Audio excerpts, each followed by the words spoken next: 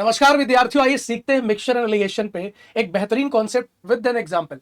तो सवाल क्या है हमारे सामने कि भाई एक व्यक्ति है, वो 5 टेबल 9 चेयर को 15,900 रुपए में खरीदता है और उससे कहता है कि भाई 10% पे मैंने टेबल बेची है और जो चेयर है वो 20% प्रॉफिट बेचा और उसको एग्रीगेट जो प्रॉफिट हो रहा है वो 2,080 रुपए का है। तो आपको बताना है कि भाई 3 चेयर की कॉस्ट प्राइस क्या होगी। बड़ा आसान सवाल है, बस जो कह रहा है वो विजुलाइज करना है। मान लिया जाए कि अगर इसने पूरी की पूरी टेबल इतने की खरीदी होती तो 10% का लाभ है, इसका मतलब 15,400 का 10% 1540 हो गया। ठीक है, अगर मैं बात करता हूं कि इसने चेयर पूरी की पूरी इतने रुपए खरीदी होती तो उसने जब बेचा होता तो 20% प्रॉफिट, यानी इसका 20% आप कह सकते हो 3,080 रुपए।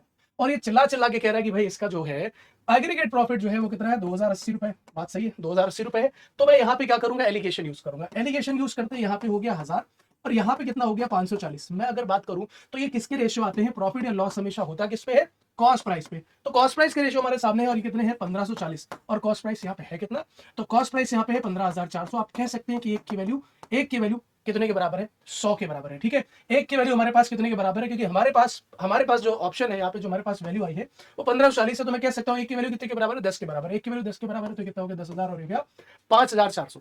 अगर ऐसा है तो उसके बाद कुछ बचा ही नहीं। कहता है कि भाई लेकिन आपको बताना है cost price of what chair, 3 chair. यहाँ कितनी है, 9 चेयर। ये प्राइस कितने चेयर का है, 9 चेयर का, डिवाइडेड बाय 9 कितना हो गया 600। एक चेयर अगर 600 की है तो 3 चेयर कितने की होगी, 3 चेयर के लिए multiply by this, you will get 80 number.